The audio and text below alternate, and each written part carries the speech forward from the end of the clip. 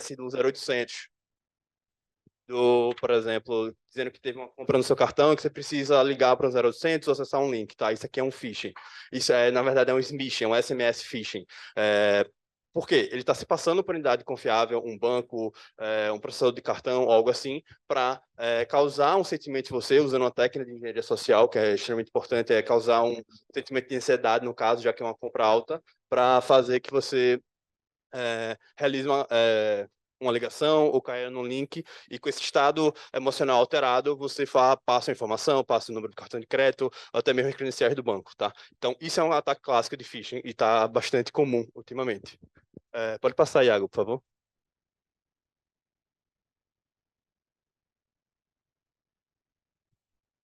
Tá, agora vocês já sabem o que é o phishing e por que é importante combatê-lo, tá? Isso aqui é um dado que saiu em abril desse ano do Anti-Phishing Working Group, que é uma organização mundial de combate a campanhas de phishing, tá? Eles são responsáveis, por exemplo, por tratar todas as campanhas de phishing que o governo americano recebe, então é um grupo bastante organizado e bastante conhecido na área, tá? E eles soltaram esse estudo agora, em abril desse ano, que nos últimos 4 anos as campanhas de phishing cresceram em 150% ao ano, tá? Então, era um volume já alto e está cada vez maior. Então, é uma coisa que é extremamente preocupante do ponto de vista de usuário, de empresas, de tudo, porque 95%, 90 alguma coisa, por cento dos ataques mais sofisticados começam a partir de um ataque de phishing, tá? A partir de uma credencial válida. Então, esse é um risco extremamente alto para as empresas como um todo, a partir de um ataque muito simples de phishing. Tiago? E aqui no Brasil, como é que a gente está, né? Então, eu trouxe algumas matérias, 2021, 2022, 2023, e em cada ano o Brasil é o recordista, o líder mundial em um tipo de ataque de phishing, tá? E eu tenho certeza que 2024 vai ter uma notícia dizendo que o Brasil foi líder mundial em ataque de phishing em 2023, tá? Eu acho que quando você começa a analisar a área, começa a ver as campanhas, você percebe o porquê. O famoso jeitinho brasileiro. O brasileiro, em geral, é muito criativo e os fraudadores não são exceções, tá? Então, eles criam campanhas de tudo, por exemplo, essa do 0800, auxílio emergencial, qualquer coisa que você consiga imaginar, vira uma campanha de phishing que, tecnicamente, é muito simples criar. É só um conhecimento de servidor web, de hospedagem, de HTML, CSS, você já consegue fazer uma campanha de phishing, tá? Então, é muito simples.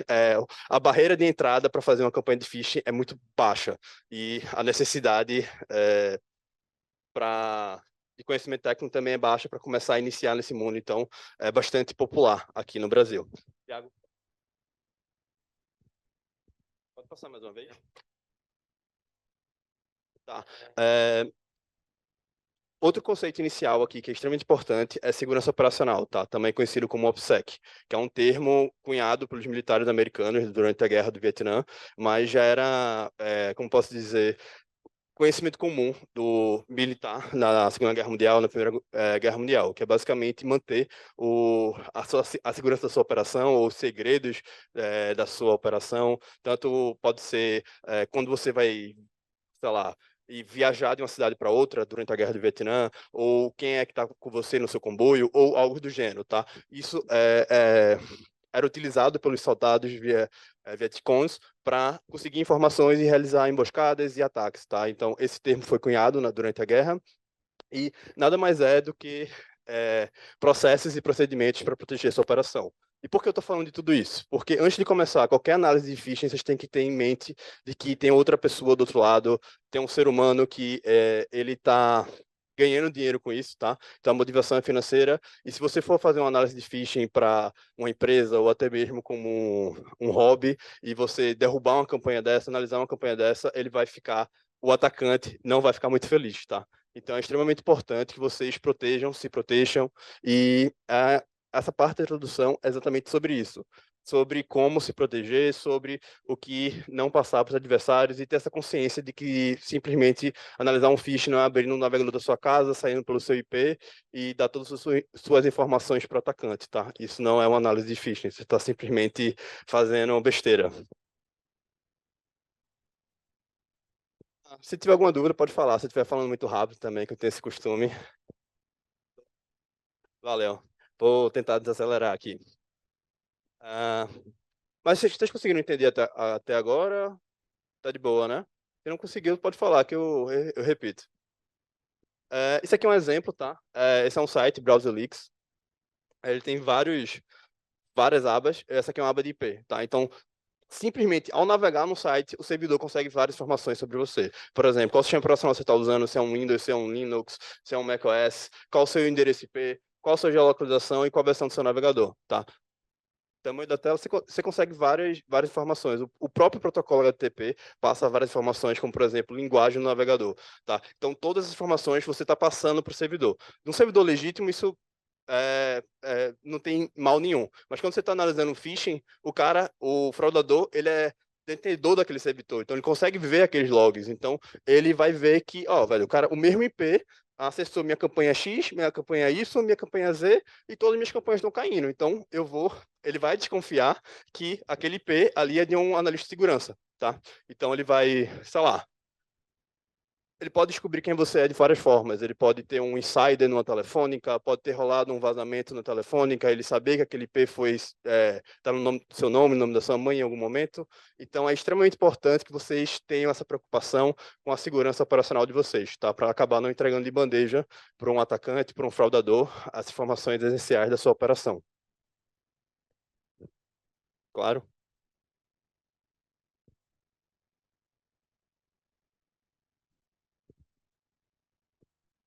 Opa, opa. Não, é porque até mesmo quando a gente tem total proteção com esses dados, com a segurança, ainda assim pode acontecer de eles realmente conseguirem invadir, conseguirem ter sua localização, não é verdade?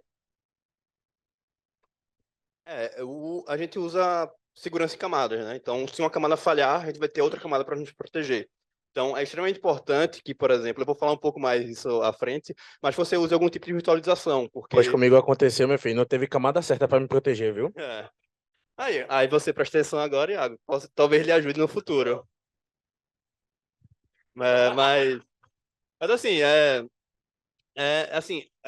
um passo importante do OPSEC é você entender quem é seu adversário, como se proteger com as informações sensíveis que você tem, tá? E sempre pensar em camadas aí. E se uma camada falhar, você vai ter a outra para lhe proteger, tá? Eu vou falar um pouco sobre E isso. o que aconteceu comigo foi o quê? Eu percebi, o Instagram me notificou um acesso suspeito, aí eu fui ver. O IP do acesso tava, eu aqui em Pernambuco, o IP do acesso era lá de São Paulo, do interior de São Paulo. Porque para você ver que o povo acha que normalmente é uma pessoa de perto de você que faria isso, mas pode ser uma pessoa aleatória que só simplesmente achou seu número de IP e foi lá. Simplesmente porque provavelmente o cara estava usando uma VPN, então é difícil achar uma VPN de Recife, por exemplo, sabe? Então, ele estava mantendo o OPSEC dele.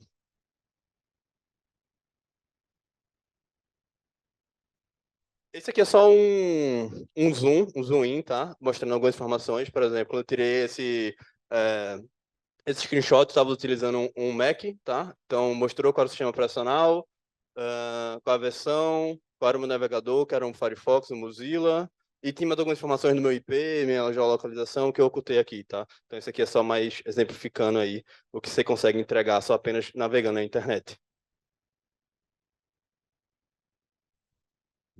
E só para finalizar esse tema, porque é importante, tá? Eu trouxe aqui, no canto esquerdo, é uma matéria, tá, que aconteceu com um pesquisador de segurança, acho que 2013, Brian Krebs, que ele é extremamente famoso, e que simplesmente mandaram um pacote de 1 quilo de cocaína para casa dele, chamaram a polícia, e ele quase foi preso, só não foi por conta de todo esse contexto que ele conseguiu prover para a polícia.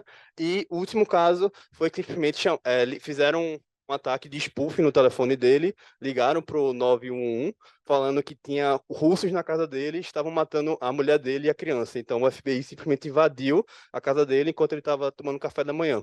Então, esse é um exemplo de o que um atacante, o que um adversário bem motivado pode fazer para se vingar de você, tá?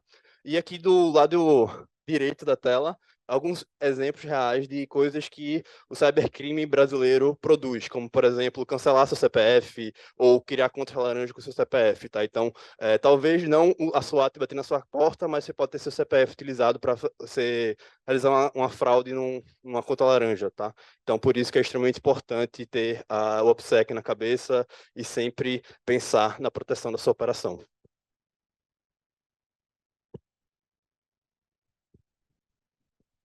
E o que fazer para se proteger, né? Então, aqui eu trago 3 medidas aí que para análise de phishing já é mais do que suficiente, é usar personas, tá? Então, quando você estiver navegando no phishing, você não vai usar seu nome, seu CEP, seu CPF, você vai ter uma persona que você vai criar na sua cabeça, que vai ter uma localização, vai ter um background, vai ter um CPF gerado mesmo, vai ter um CEP gerado, então você vai utilizar as informações dessa persona, tá? Nunca seu nome, nunca seu CPF, nunca seu CEP. Tá? Porque não adianta nada, você tá num AVM, saindo pelo Tor, mas você botar seu nome lá, sem querer. Tá? Ou simplesmente você usar a VM para poder acessar seu Instagram ou qualquer coisa do tipo, tá? Então tem que ter uma separação lógica aí também.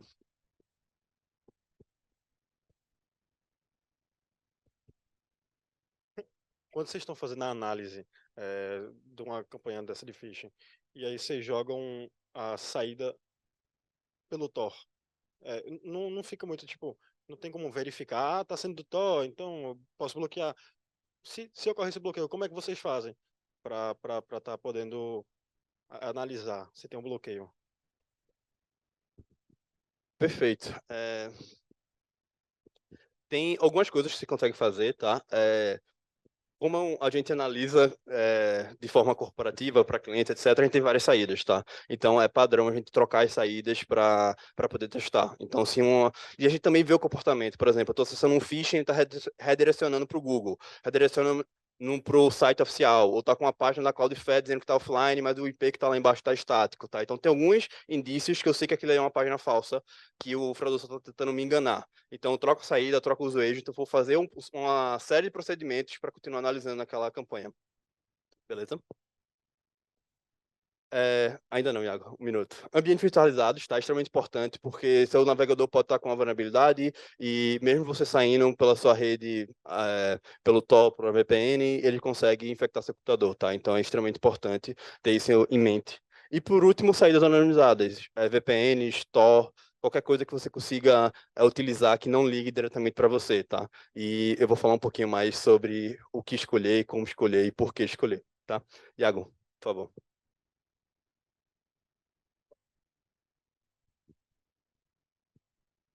Tá. Outro ponto bem importante para se ter antes de começar qualquer análise é conhecimento do adversário, tá? Então, do outro lado, muitas vezes a gente esquece que tem um ser humano, que tem uma pessoa, que ela tá entre muitas aspas aí, trabalhando para fazer uma fraude, tá? Então você está simplesmente atrapalhando ela. Então você tem que ter consciência que essa pessoa existe, que ela respira, que ela pensa e que muitas vezes ela tem mais entendimento do adversário do que o próprio analista, tá? Então, é extremamente importante entender qual é o conhecimento técnico, como é que geralmente eles fazem o phishing, como são as técnicas, se ele usa JavaScript, CSS, HTML, servidores web. Então, é importante você também ter um conhecimento técnico para poder, pelo menos, identificar ou e bypassar um possível bloqueio, tá? Motivação, tá? A gente está falando de phishing BR, então 90% se não mais, se não 100%, é motivação financeira. Então, a pessoa que está fazendo isso está fazendo para ganhar dinheiro. Então, é muito importante na hora de fazer uma análise você ter isso na mente para saber como é que a pessoa está ganhando dinheiro com esse phishing. Porque se você suprir, se você barrar ela de ganhar dinheiro, acabou. Você não vai fazer mais o phishing para aquela campanha, para aquela empresa, etc. Então, é extremamente importante vocês identificarem como o fraudador está fazendo dinheiro. E por último, entendimento do adversário. Ele sabe que tem um analista que pode ser do banco, pode ser um robista, pode ser qualquer pessoa que possivelmente tem interesse de derrubar e analisar aquela campanha. Então ele vai trabalhar ativamente para impedir que isso aconteça. Tá? Eu vou trazer alguns exemplos. Pode passar, Iago. Tá, mais um? Pronto. Isso aqui é um caso real, tá? De um phishing que a gente pegou, que ele usa o HT Access, que é uma forma de bloqueio dos servidores da Apache bem antigo, que basicamente o que o fraudador fez? Ele só permitiu o primeiro octeto do que é conhecido como IP brasileiro, tá? Então isso é para dificultar uma análise de um analista ou até mesmo da empresa do host para saber. Porque se ele está fazendo um phish para o Brasil, porque tem um cara da Austrália acessando, porque tem um cara do Japão acessando, porque tem um cara dos Estados Unidos. Então essa já é uma primeira barreira que é muito utilizada, tá? Então é extremamente importante quando na hora de fazer uma análise vocês terem cuidado de estar saindo por uma saída brasileira. Eu tô falando rápido de novo, né? Vou tentar desacelerar, foi mal. Outra coisa também é que eles verificam o reverso do IP, tá? Então, se seu IP está conhecido por ser parte de um banco, de um órgão federal ou algo assim, ele também vai bloquear você. Então, é extremamente importante na hora de escolher um provedor de VPN ou até mesmo uma saída anonimizada, que ela seja crível, que seja de uma vítima, tá? Você vai querer se passar ao máximo para uma vítima, porque simplesmente você acessar de uma saída da AWS da Austrália, o cara simplesmente vai lhe bloquear, tá? Porque você não tem um comportamento nenhum de uma vítima brasileira. Pode passar. Outra coisa também é o dispositivo, tá? E como eu estava comentando no começo, tá uma febre de SMS phishing, tá? Então você recebe de um número 0800 para clicar e etc. Então esse tipo de campanha é focado para celular. Então o que ele faz? Se ele vê que está acessando o computador, ele vai simplesmente bloquear esse acesso, porque não faz sentido. Porque uma pessoa que recebeu um SMS do celular vai acessar pelo navegador.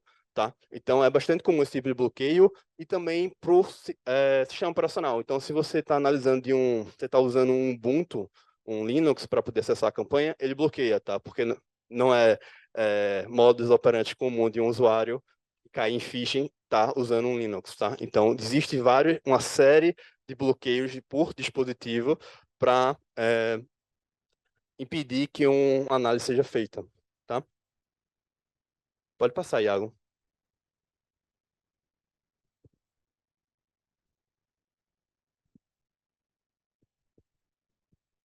Outro tipo de bloqueio também bastante comum é pela tela. Ele é um pouco mais sofisticado que pelo dispositivo, tá? E é o mesmo princípio.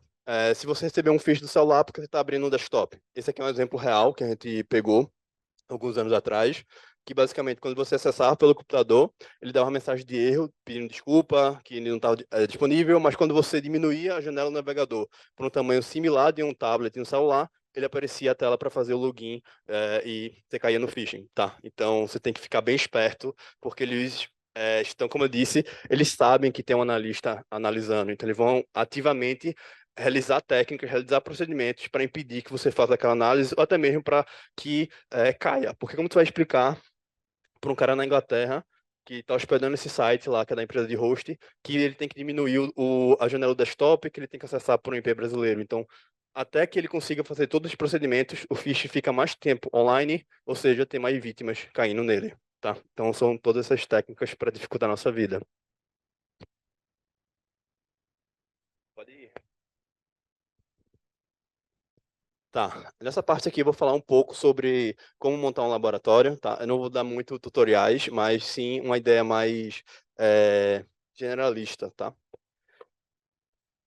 Virtualização é a parte principal. Como eu disse, não adianta nada você estar saindo por uma VPN se você está navegando pelo seu host. Você pode ser infectado, pode ter uma vulnerabilidade no seu navegador, ele pode estar explorando qualquer coisa do gênero. Então é extremamente importante que você esteja num ambiente autocontido, tá? Eu trouxe algumas opções, Docker, Containers, VirtualBox, LXD, LXC. Depende do desejo de cada um, da habilidade, do conhecimento já na ferramenta, tá? Mas eu recomendo VirtualBox, extremamente simples, é só você subir a ISO e já era, sem muita complicação. Pode passar, Iago. Outra coisa também que é extremamente importante para analisar um phishing é o navegador que você está. Porque dependendo do navegador, ele vai ser mais simples ou mais difícil de colocar um proxy, de ter plugins que sejam bons para ele e coisas do tipo. Até para não ser bloqueado, né? Exato. Valeu. Exato.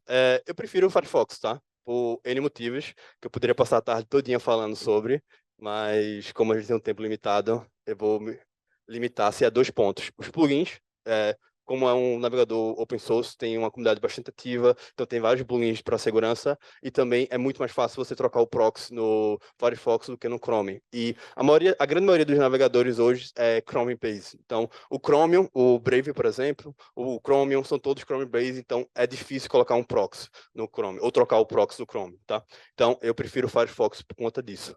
Pode passar, Iago.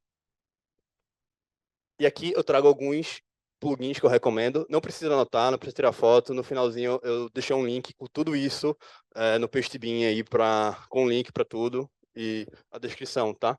E ali é o exemplo de como você consegue trocar o proxy fácil no Firefox. Beleza?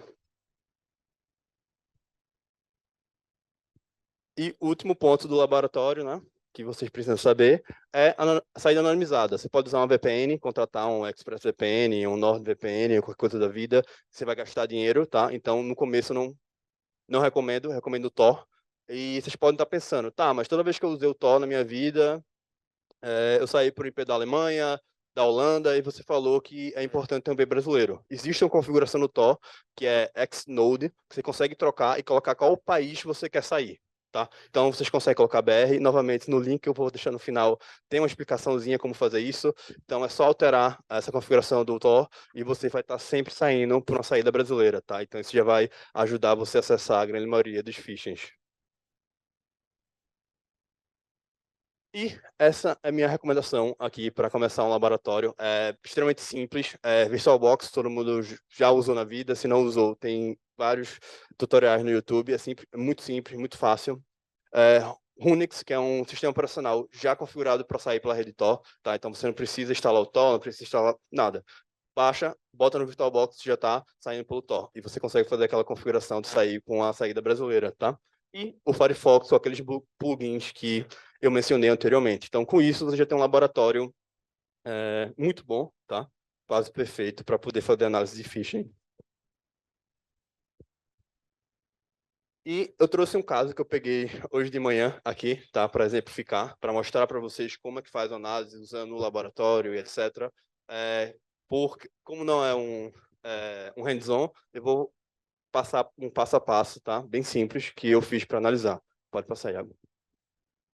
Primeiramente, a primeira coisa que você vai olhar quando pegar uma URL de phishing é a URL, tá? Então, esse é o básico, é você analisar o domínio, analisar a URL para você, antes de acessar a página, entender o que está acontecendo. Pode passar, Iago. Então, só com a URL tu consegue identificar se aquele ali foi um site comprometido, se, por exemplo, é um phishing no site da padaria do Juquinha, ou se não, se ele criou um domínio específico para aquela campanha de phishing, tá? Você consegue saber quem é o host que vão registrar, você consegue também ver alguns parâmetros da URL, tá? Pode passar, Iago, por favor. Esse é um site bastante conhecido, o Fish Tank, tá? Eu entrei hoje de manhã, vocês podem ver que eu estava fazendo isso de 10 e pouquinho da manhã, quase 11, tá? Eu peguei essa campanha aí, suaspromoções.com, tá? Foi a primeira campanha que eu identifiquei que pelo nome parecia ser brasileira. Acessei com um laboratório igual esse que eu mencionei agora há pouco, tá? Então, para provar que funciona. Iago, pode passar, por favor. Assim que eu entrei, eu já dei de cara com essa campanha, tá? Tá ativa ainda até a última vez que eu vi. E tá lá em cima, suaspromoções.com, tem um site de um e-commerce, tá? Oferecendo promoção, supostamente de tênis, calçados, etc. Pode passar, Iago, por favor. E só com a URL eu já consegui ver que era um domínio que foi criado ontem, tá? Então é muito recente. Um domínio criado na GoDaddy, que é o registrar. Pode passar, Iago, por favor. Eu também, através do registro DNS, consegui identificar que esse cara está hospedado na Cloudflare. Tá? Então, só pela URL, eu sei que é um domínio recente, que é um domínio focado na fraude, tá? Não foi um site comprometido, que ele está na GoDaddy e na Cloudflare. Então, já tenho 4 informações essenciais para minha análise e até mesmo para o pedido de remoção aí, só de interpretar a URL. Pode passar, Iago. Como eu disse, domínio malicioso, tá? Foi criado para essa fraude, foi criado ontem, um nome é sugestivo, tá na GoDaddy, tá na Cloudflare e não tem nenhum parâmetro de URL, tá? Pode passar, Iago, por favor. Novamente, mais uma vez. E outra análise básica que qualquer pessoa consegue, sem nenhum conhecimento técnico, sem nada, é navegar na URL, tá? E quando tu navega na URL, na página, você tem algumas coisas que vocês podem observar e analisar. Por exemplo, qual o fluxo do phishing, o que ele está pedindo, qual o passo a passo, tem alguma coisa que está estranha, tem alguma coisa que está chamando sua atenção, quais são as informações solicitadas, ele está pedindo cartão de crédito, está pedindo Pix, está pedindo credencial, o que é que ele está pedindo, tá? Existe algum tipo de bloqueio? Você conseguiu acessar só pelo celular, só por uma saída específica ou um comportamento específico? E, por último, qual o público-alvo da campanha? Porque tudo... Calma, Iago. Calma. É automático já, velho. Calma. Entendi. Foi mal aí, pessoal. Eu tenho esse bugzinho de falar Tô me rápido. perguntando aqui se teu nome é José ou é Barry Allen, vice. Meu amigo. Eu sou o Eminem. Bora lá. Por que essas 4 perguntas são extremamente importantes? Como eu disse, o phishing é financeiramente motivado, tá? Então, é muito simples você vai lá e derrubar uma campanha, ele vai lá e sobe outra, sabe? O custo dele é quase zero e ele vai sempre estar ganhando. Mas o que você vai conseguir fazer para impactar realmente o atacante é entender por que ele está realizando aquele phishing e parar. Eu vou dar um exemplo que, pelos hosts aqui, talvez ninguém tenha passado por isso, mas talvez alguém online aí, mas antigamente, para você acessar o Internet Bank, você tem um cartãozinho com 48 dígitos, 48 números, e eram 3 números, tá? Era teu cartão de contra-chave. E isso simplesmente é muito fácil de fazer um phishing com isso. É só fazer o phishing, pedir a senha, pedir o login e pedir as 48 posições. E o pessoal caía muito nisso. Então, tipo, 2015, 2016, 2014, a gente via, sei lá, milhares de páginas de phishing todo mês com essa mesma campanha e era muito bem sucedida, tá? E o que os bancos fizeram? Eles simplesmente identificaram que o ponto fraco é porque dá para o usuário tem todas as combinações possíveis e ele pode passar todas as combinações possíveis de uma vez. Então, isso quebra o segundo fator de autenticação. O que eles fizeram? Tokens virtuais. Então, isso reduziu muito a campanha de phishing, tá? A gente tem alguns clientes que tinham uma quantidade de 3.000, 4.000 campanhas por mês, caiu para 300, 200, tá? Então, isso é um dos exemplos de identificar o que está acontecendo, qual o processo que está sendo burlado, como é que ele está conseguindo tirar o dinheiro da sua empresa ou dos seus clientes, identificar isso e mudar esse processo, mudar essa falha, tá? Isso aí, se vocês tiverem essa cabeça na hora de analisar um phishing, garanto que não é todo mundo que tem, tá? Então vai ser um diferencial muito grande e vai conseguir ajudar a proteger a organização que você trabalha ou que você presta serviço, etc. E essas 4 perguntas aqui ajudam muito nisso. Iago, Agora sim, né? tô devagar. Devagar, quase parando. Então, o que eu fiz? Simples. Acessei o site, cliquei no primeiro anúncio, caí no site, caí num tênis por R$ 127, tá? Extremamente barato.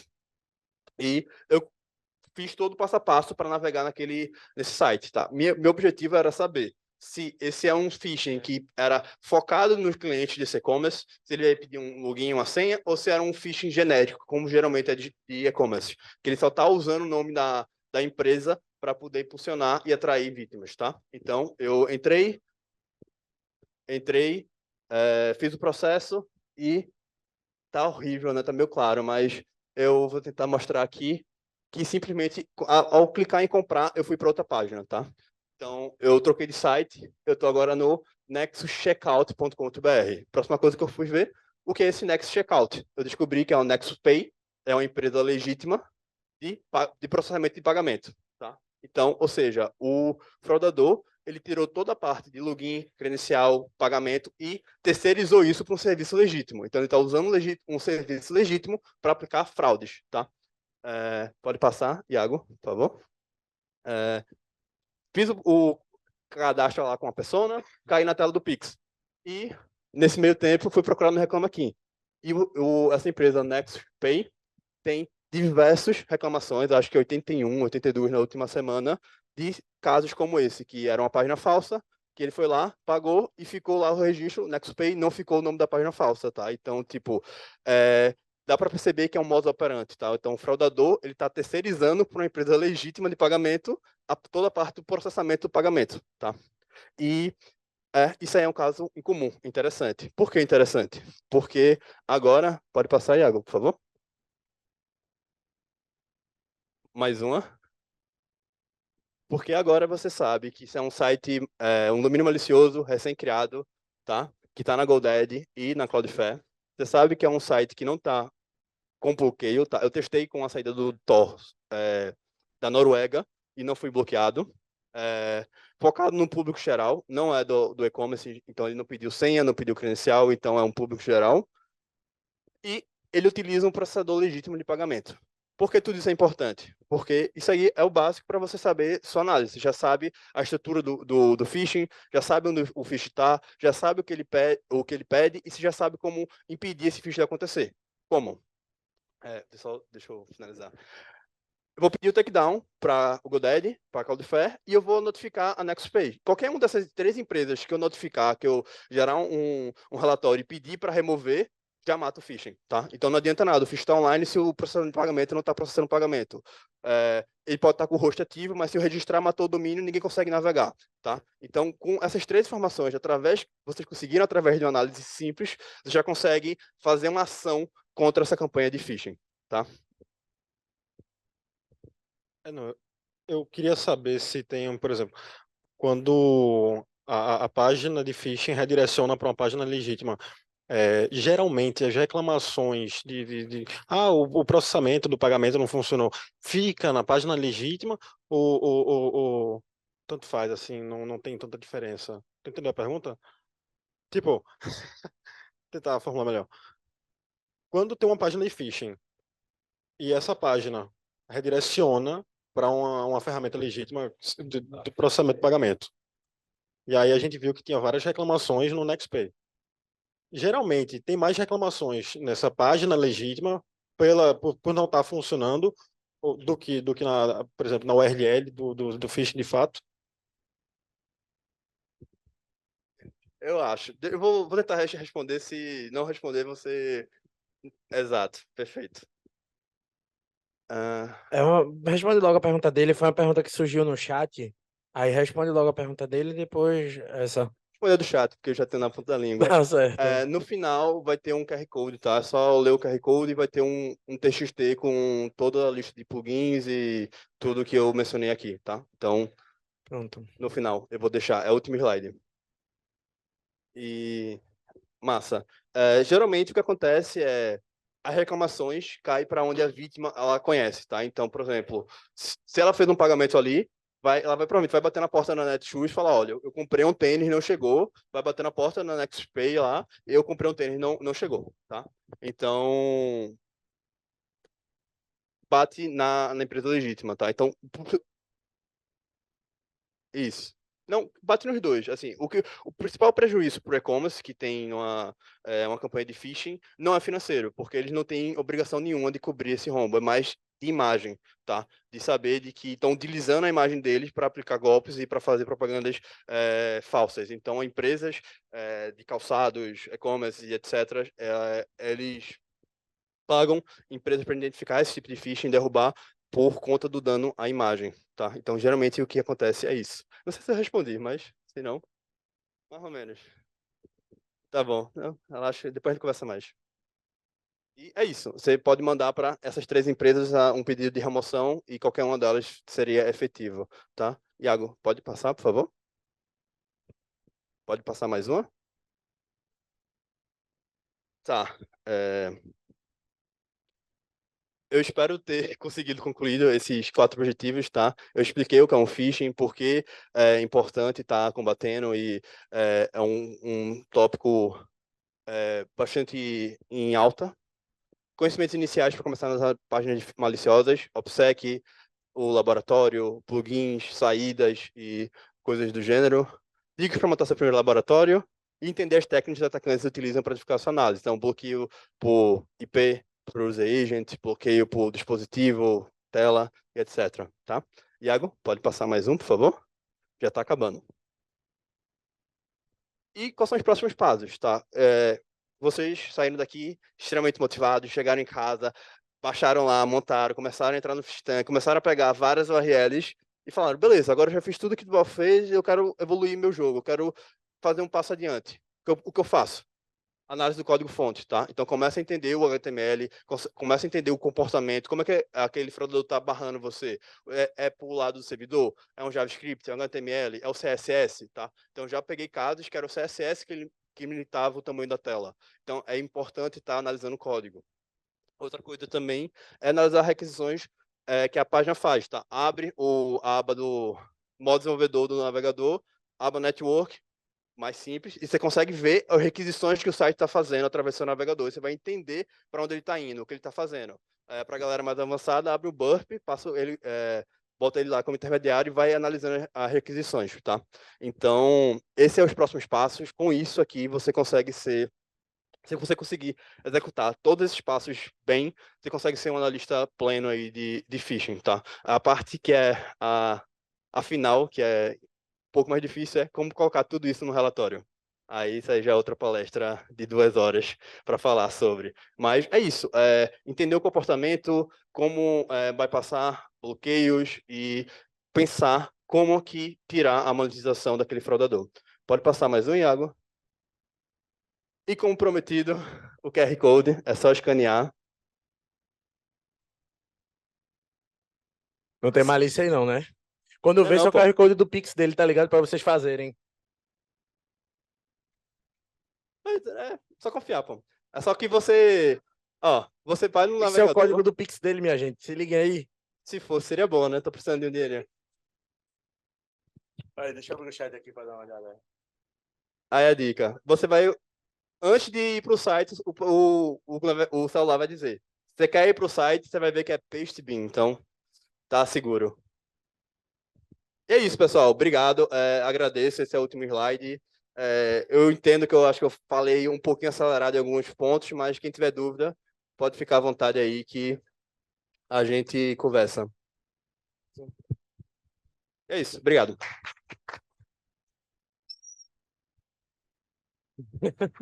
Parabéns, José. Parabéns pela palestra. Então, eu vou abrir agora para a gente conversar, tem uma roda de conversa, mas já tem pergunta aqui no chat. Quem tiver para fazer pergunta aí remotamente pode mandar. Aí tem essa primeira pergunta aqui, ó.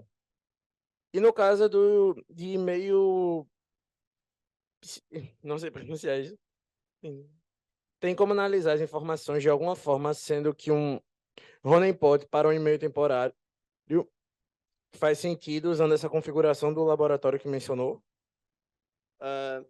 Eu acho que eu entendi, sim. Porque quando você recebe... A maior dificuldade de analisar um e-mail de phishing é receber o e-mail de phishing, tá? Então, se você tiver um e-mail de phishing, o AML é extremamente fácil. Você consegue analisar o servidor de envio, o hope, se teve um spoof, se não, se teve validação de DMARC, DKIM, SPF, tá? Então, essa é a parte do e-mail em si. Eu não falei porque existem vários e-mails para e-mail, SMS, ligação. O meu foco principal é a URL, mas independente de como a URL chegue para você, por sinal de fumaça, por telefone, por SMS, por e-mail, aquele laboratório vai funcionar, tá? Você vai conseguir navegar por ela.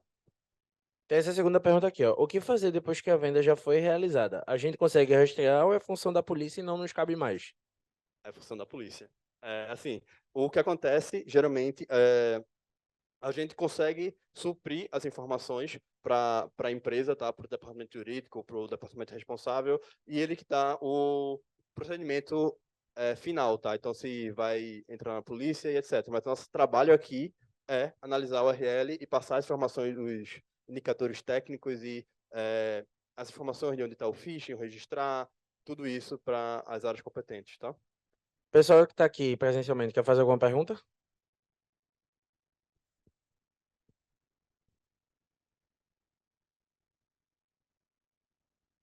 Alô, alô.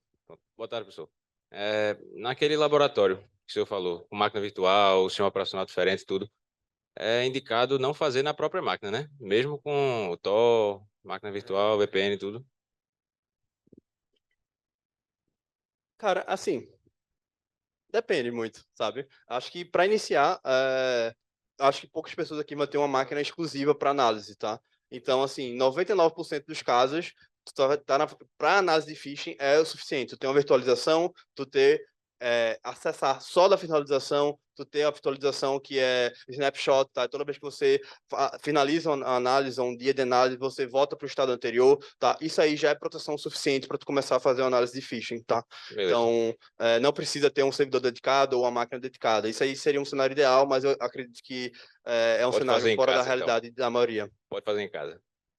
Novamente, virtualização, sair para ter cuidado para sempre acessar o URL dentro da VM, tá? Isso é um erro muito comum em analista iniciante de ter vários navegadores e simplesmente acessar pelo navegador errado, navegador pelo host, tá? Então, ter cuidado para acessar pela VM e ter sempre validar se você está saindo pelo IP da VPN, pelo do Tor, do jeito que você... Por isso que eu indiquei o Unix lá, que é o sistema operacional que ele só sai pelo Tor. Não tem como não sair, tá? Então não tem o risco de desconectar da VPN ou qualquer outra coisa assim. Mas alguém tem alguma pergunta?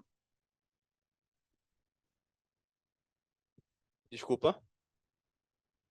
Sim, você consegue montar um laboratório com o ProcChain.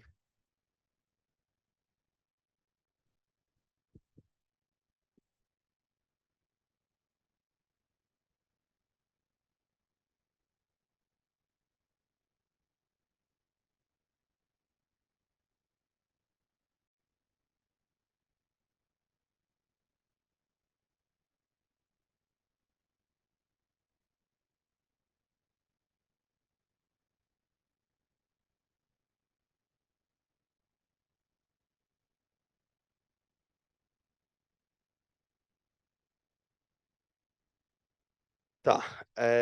O domínio é um dos pontos dessa análise, mas não é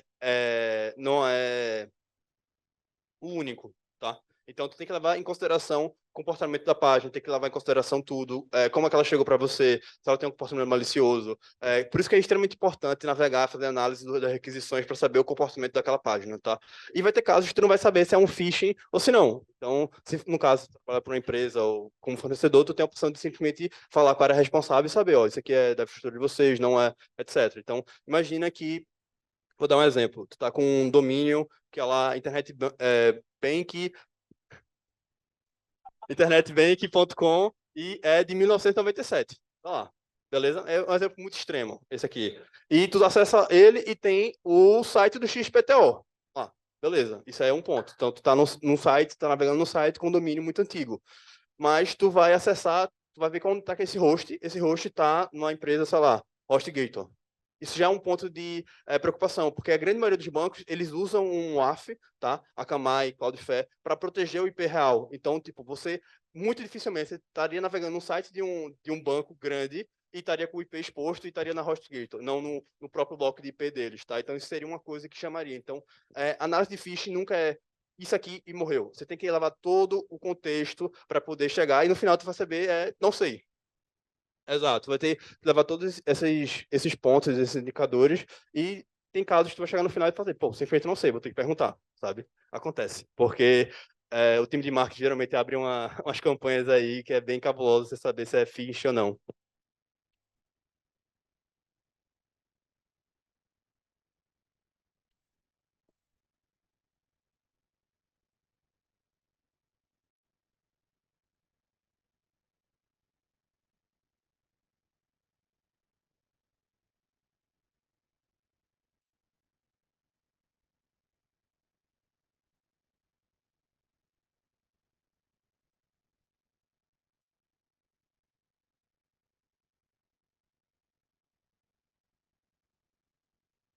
Tá, checar quando é redirecionamentos tem, você não, é você usar o Burp, por exemplo, você vendo os requests foram feitos e qual foi o pulo que foi dado e o que o servidor fez. O que é muito comum em campanhas mais sofisticadas é que você só consegue acessar a página principal do phishing se você for pelo redirecionamento. Por quê? Porque o primeiro link vai te mandar para o link intermediário e esse link intermediário vai lhe dar um cookie de sessão, vai lhe dar um parâmetro que você só vai conseguir acessar a página principal com esse cookie ou esse parâmetro. Já para evitar que, por exemplo, um cara que está olhando o fish tank clicar lá e cair na URL, tá? Então, assim, tem como verificar os redirects fazendo isso, vendo a aba network isso, exato. E ver também todos os requests e ver o que está acontecendo, o que ele está te dando de cookie, de parâmetro, de tudo, e fazer ou passo reverso para poder saber como é que ele está liberando o teu acesso na página principal. Mais alguma pergunta?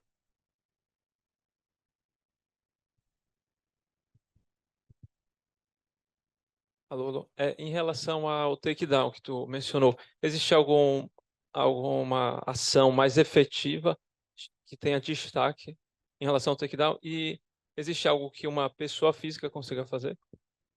Tá, perfeito. Acho que a ação que você consegue fazer para um takedown mais efetivo é ter evidências. Então, tipo, quanto mais claro tu for e quanto mais evidências você tiver, que aquilo ali realmente é malicioso, mais efetivo vai ser o processo de takedown, tá? Porque o que acontece muito é a pessoa, imagina que o cara vai hospedar na Itália. O cara não sabe o que é o banco XPTOzinho aqui do Brasil, tá?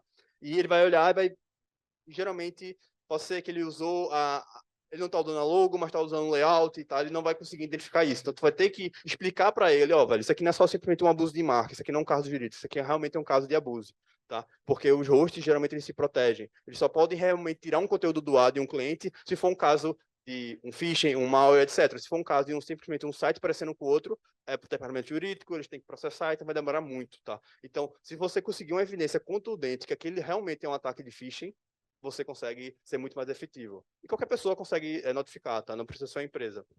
Recomendo tu criar uma caixa de e-mail separada para isso, para não entregar a sua pessoal, lógico, porque algumas vezes o procedimento padrão da hospedagem é: eu recebi uma denúncia, vou encaminhar para o fraudador, se ele não me responder em 48 horas, eu derrubo. Então, muitas vezes, a sua notificação chega na mão do fraudador, do atacante, tá? Então, também é importante ter uma persona aí para proteger o OPSEC nessa hora de denunciar também. Tá? E assim, é qualquer pessoa, é só você, por exemplo, GoDaddy, HostGator, procurar nome da hospedagem no Google com Abuse, ele vai ter ou um formulário, ou um e-mail, um canal específico para você fazer. Então, você não precisa ser ou funcionário do banco, ou fornecedor do banco, ou dono do banco para fazer denúncia. Qualquer usuário consegue fazer essa denúncia, tá? Mais alguma pergunta?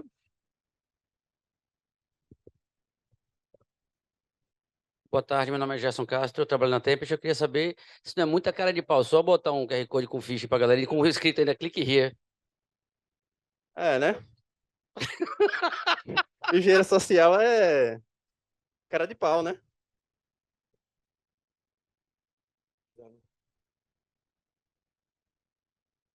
Cai quem quer, né? Clica quem quer.